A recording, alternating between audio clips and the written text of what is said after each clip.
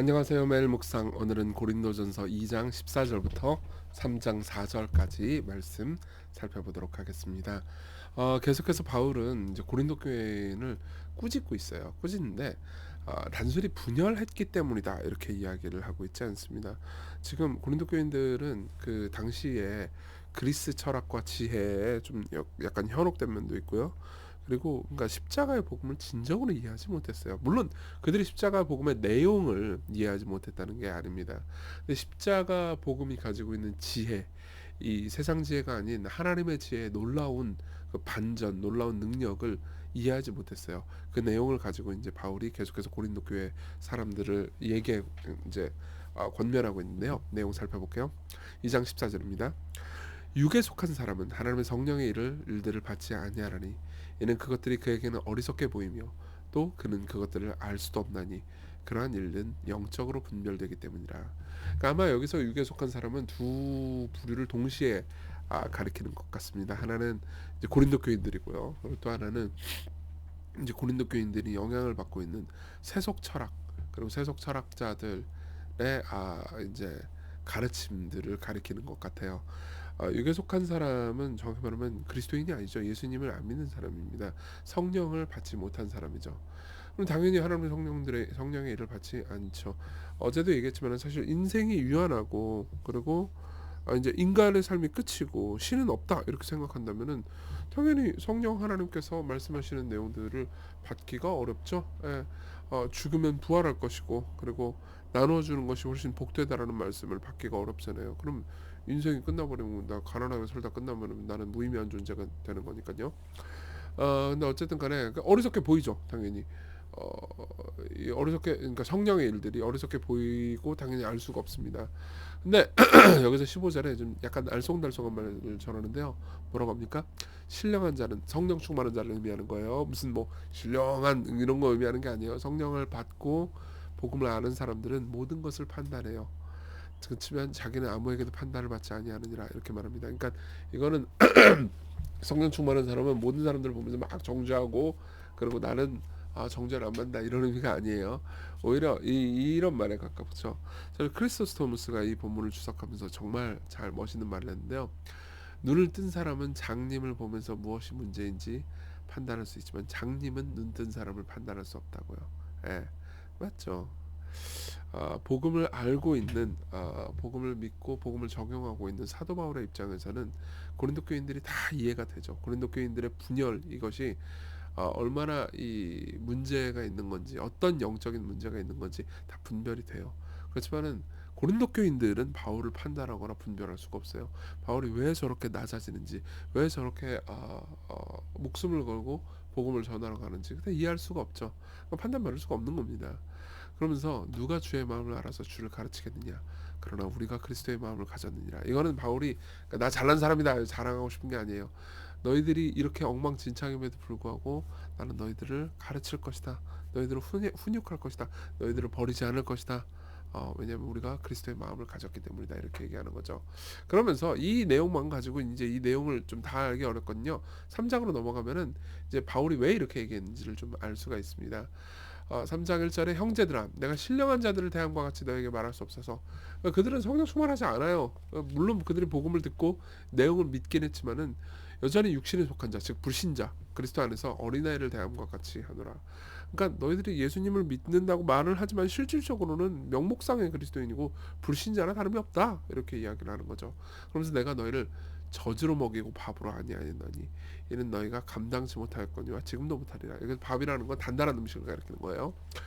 자, 그러면 저주로 먹이고 밥으로 아니했다, 단단한 음식으로 아니했다라는 말은 무슨 의미일까요? 이제 학자들마다 의견이 뭐 굉장히 다양한데 가장 정통적인 해석은 이겁니다. 보세요. 복음의 내용을 가르치긴 했어요. 그렇죠? 그리고 그리스도께서 자기 죄인들을 위해서, 자기 사랑하는 택한 백성들을 위해서 십자가에 못 박혀 죽고 부활하심으로써 그들의 의가 되셨다라는 이야기를 얘기했어요. 그게 저지입니다. 근데 밥은 뭐냐면은 또 거기에서 새로 추가된 지식을 의미하는 게 아니에요. 뭐냐면은 이게 삶에서 적용되는 거죠. 이런 거죠.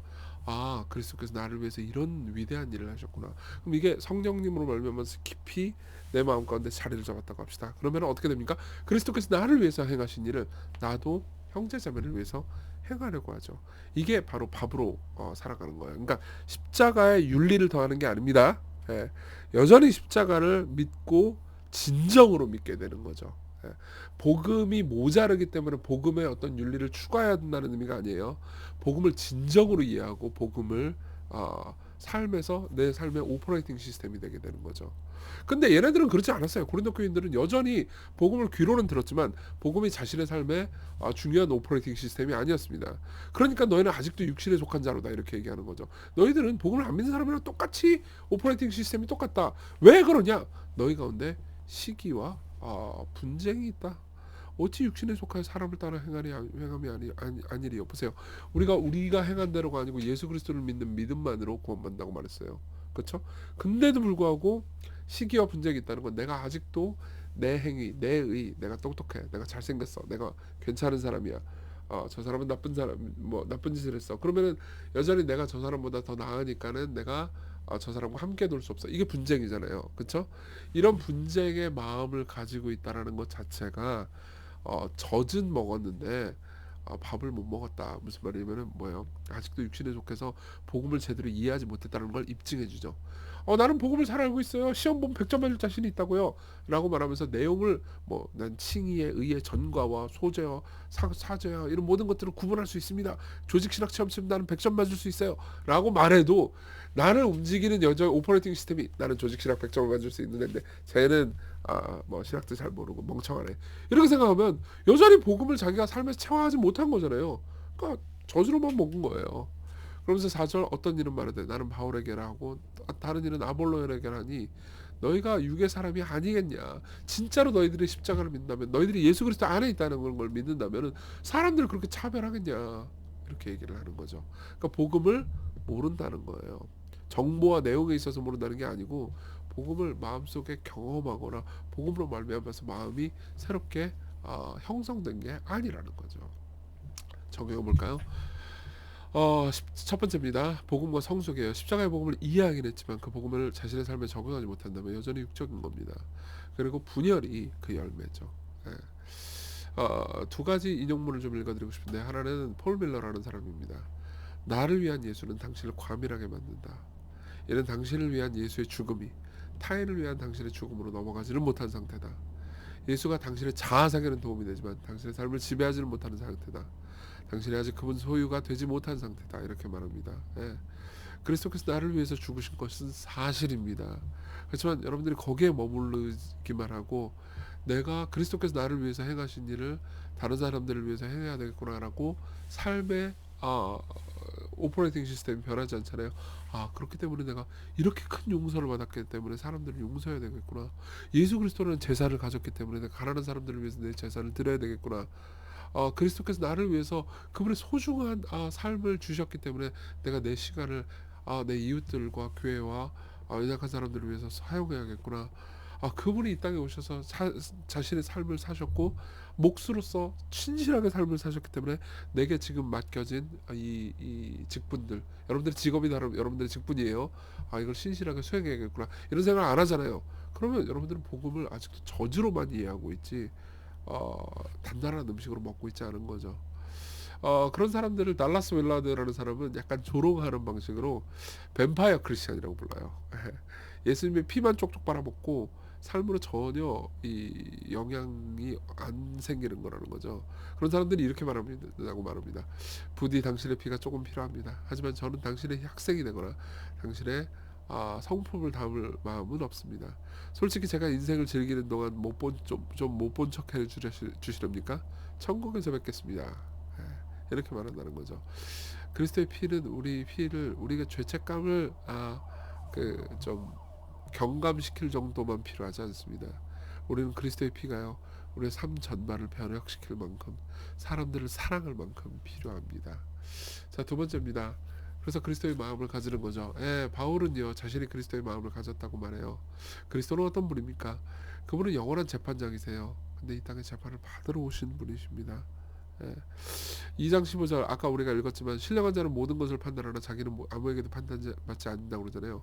예수님이야말로 모든 걸 판단할 수 있는 분이었습니다. 그분이 이 땅에 오셔서 자기 백성들을 만났을 때 자기 백성들 안에 있는 죄를, 그 장님들의 안에 있는 죄를 꿰뚫어 볼 수 있었어요. 그리고 그 장님들 중 누구도 예수님을 제대로 이해하거나 판단한 사람은 없었죠. 그럼 어떻게 합니까? 예수님은 마음껏 정죄만 하실 수도 있었습니다. 마음껏 심판하러 이 땅에 오실 수도 있었습니다. 그렇지만 그분이 오신 것은 세상을 심판하러 오심이 아닙니다. 요한복음 3장 17절 하나님이 그 아들을 세상에 보내신 것은 세상을 심판하려 하심이 아니고 그로 말미암아 세상에 구원을 받게 하려 하심이라. 예. 그분은 모든 걸 판단할 수 있는 분인데요. 이 땅에서 판단을 받으러 오셨습니다. 우리가 받아야 되는 판단을 대신 받으셨어요. 그분이 십자가에서 하나님의 정죄를 받으셨습니다. 그래서요, 복음을 진짜로 믿는 사람들은 하나님이 나를 위해서 이 일을 행하셨다라고 믿는 사람들은요, 사람들을 함부로 판단하거나 정죄하려고 들지 않습니다. 오히려 사람들을 섬기려고 들죠. 이게 그리스도의 마음입니다. 그리고 그 마음을요, 사도 바울이 가지고 있었기 때문에 고린도 교인들의 문제를 보면서도 고린도 교인들을 섬기려고 했던 거죠. 우리 같이 기도합시다. 복음을 더 많이 이해하고 알아가며 성숙할 수 있게 해달라고, 나를 위한 예수님에서 우리를 위한 예수님으로 더 예수님을 알아가게 해달라고, 그리고 또 우리가 그리스도의 마음을 가지고 죄인들을 긍휼히 여기고 판단치 않으신 예수님을 보면서 그 마음을 우리가 품게 해달라고 기도합시다.